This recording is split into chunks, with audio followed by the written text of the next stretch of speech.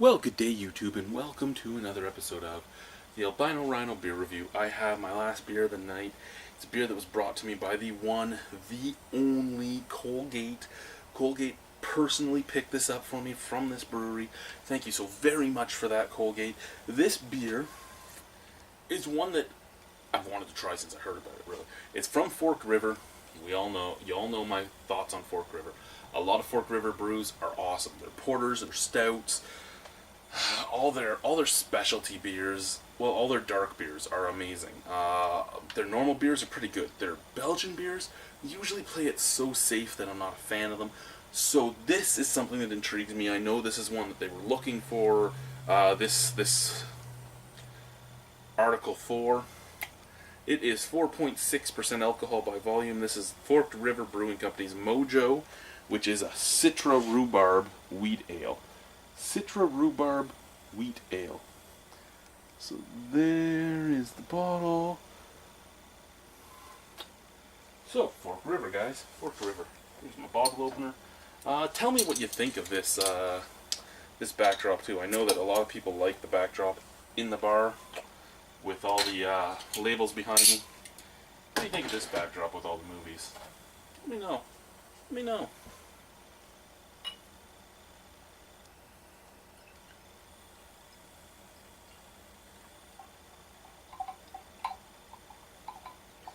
Okay, so already I'm kind of disappointed in the color. I mean, I don't know. I don't make many rhubarb beers, so I don't know what color it would normally come out as. But every rhubarb pie that my family has ever made comes out with a great red filling. So that great red filling is what I expect color-wise. I expect a pink beer.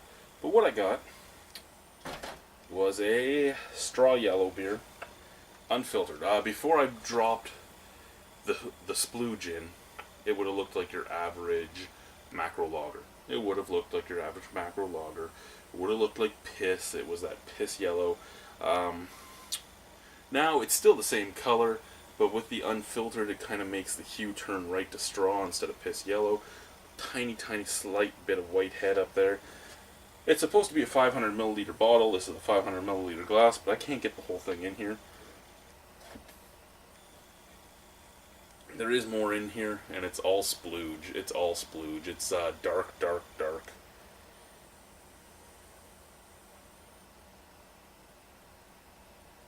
Splooge is where the flavor is. Splooge is where the flavor is. That's what I used to tell my girlfriends. So, smell. I filled it up way too high to get a smell out of the glass. Well, there is a little bit of a citrus smell out of the glass. There is. A little bit of that mango, a little bit of that resininess. Ooh. Oh, the bottle smells divine. Citra. Full-on Citra. You can just smell the hop bomb. Any of you that homebrew that have opened up even a package of pelletized Citra hops know this smell well. Mango. A little bit of passion fruit. A little bit of like a grapefruity bitterness. And a little tiny touch of rhubarb. Rhubarb doesn't have much of a scent, but it does have that little tangy sweetness. So let's try this. I'm dripping a little bit here. Oh no, I'm dripping a little bit here. I gotta try it. Cheers.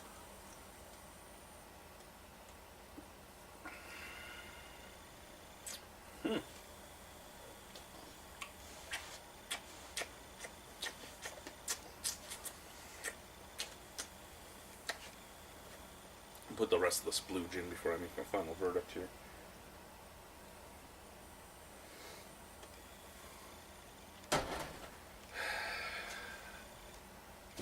Oh, I walked into a movie shelf, guys.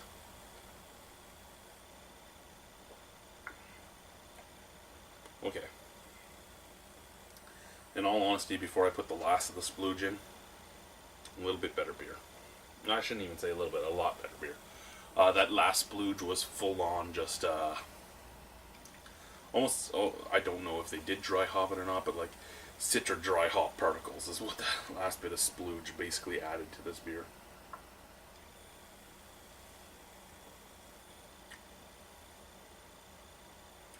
Added a slight leafy vegetation-y flavor to it. But that's slight. What I'm getting, Citra. Lots and lots of Citra.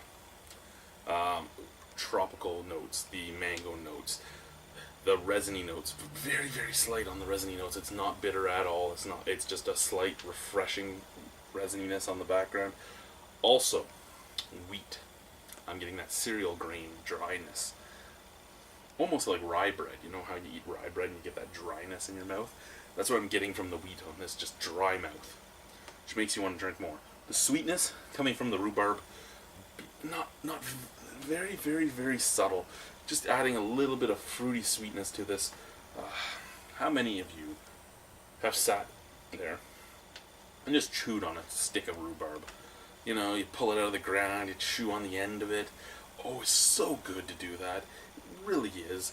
And this reminds me of that. This reminds me of spending my summers at my aunt's house in Smiths Falls and just, you know, chewing on rhubarb, playing in the sunflowers, harvesting sunflower seeds, cutting down trees, you know, clearing paths. My aunt's out in the boondocks. She has a couple acres out there, and I just remember playing in the rhubarb patches, playing in the sunflower fields, playing on top of the septic tank. Yeah, I said that there, the septic field. It was a big field. I mean, I had to play on top of the septic field. And all the sunflowers were right beside the septic field. I'm pretty sure my shit helped grow those sunflower seeds.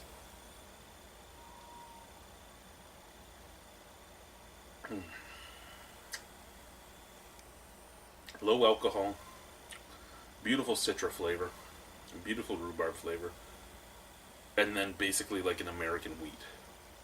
And by that I mean kind of tasteless after that. In all honesty, I'm glad they used Citra in this, and I'm glad they used rhubarb in this, because it would have been bland and tasteless, much like Flying Monkey Stereo Vision, or almost any American wheat you have. That's because they're not adding coriander, they're not adding orange peel, they're not adding Belgian yeast. I'm not sure if they use Belgian yeast, but I'm saying American pale ales. Fuck, why can't I even think tonight? American wheat ales.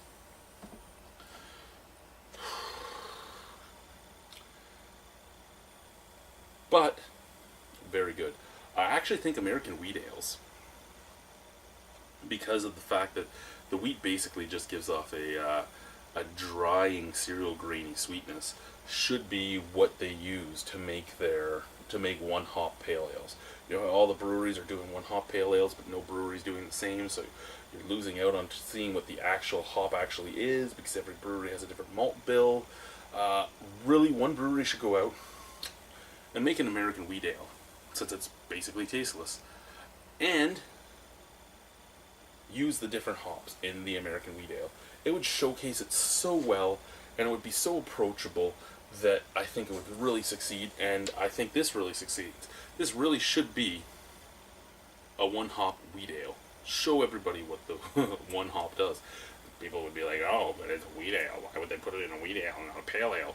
Because the wheat ale just seems to showcase it better.